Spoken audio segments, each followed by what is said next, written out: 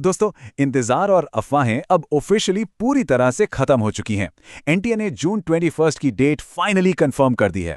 देखा जाए तो अब ठीक 37 दिन बचे हैं। अगर लग रहा है कि सिस्टम ने धोखा दिया या फिर एक नया जीवन दान मिला है, चाहे जो भी माइंडसेट हो, आज का दिन डे 0 है।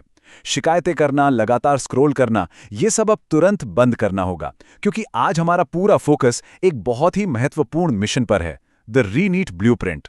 इस विश्लेषण में हम समझेंगे कि इस बार जीत कैसे हासिल करनी है। तो चलिए सबसे पहले एक बहुत बड़ी गलतफहमी दूर कर लेते हैं। अक्सर लगता है कि अब सब कुछ बिल्कुल शुरू से यानी स्टार्टिंग फ्रॉम स्क्रैच पढ़ना पड़ेगा, लेकिन ऐसा बिल्कुल नहीं है।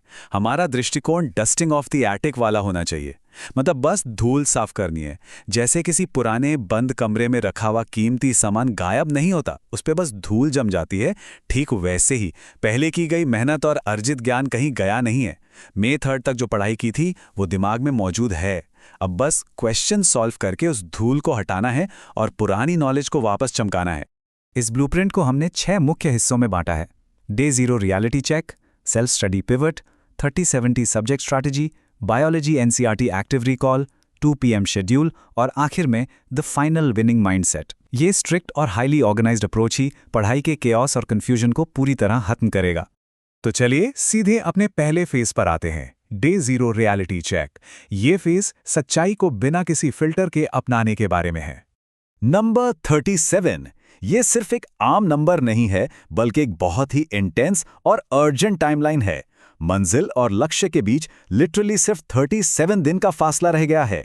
हर एक दिन, हर एक घंटा अब काउंट करता है। ये वक्त आराम करने का नहीं है, तेजी से एक्शन लेने का है। नीट की डेट तय हो चुकी है, जून 21, 2026। इसका सीधा सा मतलब है कि अब सिस्टम को दोष देना या पेपर लीक की बातों पर वक्त बर्बाद करना बिल्कुल बंद करना होगा।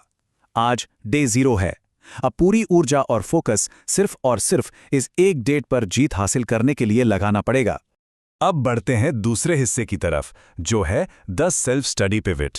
एक री एग्जाम सिनेरियो में तैयारी का तरीका पूरी तरह बदल जाना चाहिए। देखिए, री एग्जाम के दौरान दिमाग में नई इन्फॉर्मेशन ठूसने का वक्त नहीं होता, बल्कि पुरानी इन्फॉर्मेशन को रिट्रीव करना यानी बाहर निकालना होता है। सच्चाई यह है कि 80% सक्सेस आपकी सेल्फ स्टडी से ही आएगी, एनसीईआरटी और प्रीवियस ईयर क्वेश्चंस के कॉम्बिनेशन से। अगर कोई चैप्टर बिल्कुल समझ नहीं आ रहा, तभी यूट्यूब क्रैश कोर्सेज को 1.5x स्पीड पर देखना चाहिए। लेकिन जो चैप्टर्स पहले से आते हैं, उनके लिए 10-10 घंटे के वन शॉट वीडियोस देखना एक बहुत बड़ी गलती होगी। अपने पुराने नोट्स पर भरोसा रखना सबसे जरूरी है। अब आते हैं तीसरी और सबसे क्रिटिकल स्ट्रैटेजी पर, द 30-70 सब्जेक्ट स्ट्रैटेजी। ये वो फंडामेंटल रूल है जो टॉप रैंकर्स एक्चुअली इस्तेमाल करते हैं। एक टॉप टियर प्रिपरेशन के लिए समय का विभाजन बहुत सटीक होना चाहिए। नियम यह है कि 30% वक्त सिर्फ थ्योरी पढ़ने में जाएगा और बाकी 70% वक्त क्वेश्चंस के प्रैक्टिस में। लगातार किताबें पढ़ते रहने से लगता है कि सब याद हो रहा है, पर सच बताऊं, ये एक भ्रम है, एक इल्यूशन ऑफ कॉम्पिटेंस है। असली तैयारी तब होती है जब दिमाग पर जोर डालकर भारी मात्रा में क्वेश्चन सॉल्व किए जाते हैं। पढ़ाई से हटाकर प्रैक्टिस पर शिफ्ट होना अब बिल्कुल अनिवार्य है।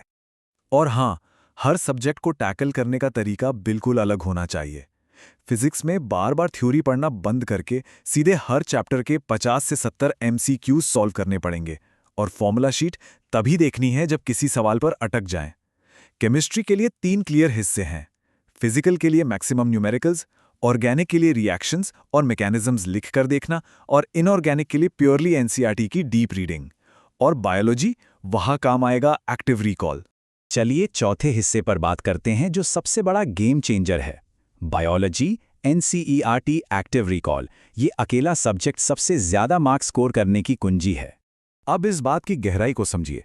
री एग्जाम्स हमेशा एक बहुत ही सेंसिटिव माहौल में कंडक्ट होते हैं।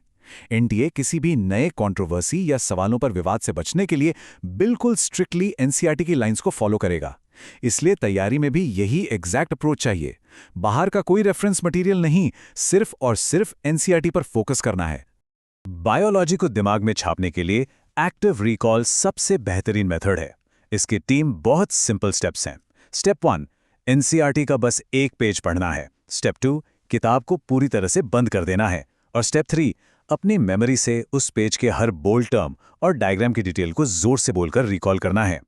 ये मेथड दिमाग को थकाता जरूर है, पर मानकर चलिए यही वो तरीका है जिससे biological data direct long term memory में फिक्स हो जाएगा। 5वां पड़ाव है द 2 PM स्केड्यूल। एग्जाम वाले दिन एब्सोल्यूट पीक परफॉर्मेंस देने के लिए ये डेली रिदम बहुत आवश्यक है। नंबर 2, ये टाइम अब दिन का सबसे महत्वपूर्ण हिस्सा बन जाना चाहिए। एग्जाम का एक्चुअल वक्त दोपहर 2 बजे से लेकर शाम 5:20 तक का है। देखिए, दिमाग उसी वक्त सबसे तेज चलता है जिस वक्त उसको ट्रेन किया जाता है। अगर दोपहर 2 बजे आराम करने या सोने की आदत है तो एग्जाम में भी दिमाग स्लीप मोड में ही रहेगा। अपनी बायोलॉजिकल क्लॉक को ठीक 2 बजे पीक पर काम करने के लिए ट्रेन करना अभी से शुरू करना होगा। एक प्रोग्रेसिव शेड्यूल फॉलो करना यहाँ जरूरी है। पहले 2 हफ्तों में चैप्टर वाइज गैप्स को भरना, PYQs लगाना और हफ्ते में 2 मॉक टेस्ट देना बेस्ट रहेगा। तीसरे और चौथे हफ्ते में फुल सिलेबस रिवीजन पर शिफ्ट होकर मॉक्स की गिनती हफ्ते में 3 करनी पड़ेगी। और सबसे बड़ा स्टेप, आखिरी के 9 दिन हर रोज ठीक 2 बजे से 5:20 तक डेली मॉक टेस्ट देना और गलतियों का डीप एरर एनालिसिस करना। ये टाइम ब्लॉक एग्जाम वाले दिन किसी भी घबराहट से बचा लेगा। और आखिर में आते हैं छठे पॉइंट पर, द फाइनल विनिंग माइंडसेट। एक फ्लॉलेस स्ट्रैटेजी भी तभी काम आती है जब मेंटली हम तैयार हों। सबसे पहले इस सच्चाई को एक्सेप्ट करना पड़ेगा कि इस वक्त लगभग हर स्टूडेंट मेंटली थका हुआ है और ये बिल्कुल नेचुरल है। पर जीत उसी की होती है जो इस थकान के बावजूद बिना रुके आगे बढ़ता है। अगर अगले 5 हफ्तों तक एब्सोल्यूट डिसिप्लिन मेंटेन किया जाए तो 50% कंपटीशन तो वैसे ही पीछे छूट जाएगा, क्योंकि बहुत से लोग थक कर आराम करने लगेंगे। रुके बिना चलते रहना ही सफलता की सच्ची कुंजी है। तो अब एक आखिरी सवाल बचता है, क्या आने वाले 5 हफ्तों का अटूट अनुशासन मेरिट लिस्ट में पक्की जगह दिला पाएगा? इसका जवाब कंप्लेन करके नहीं, बल्कि ठीक 2 बजे डेली मॉक टेस्ट देकर और चुपचाप मेहनत करके खुद तय करना होगा। लक्ष्य क्लियर है, ब्लूप्रिंट रेडी है।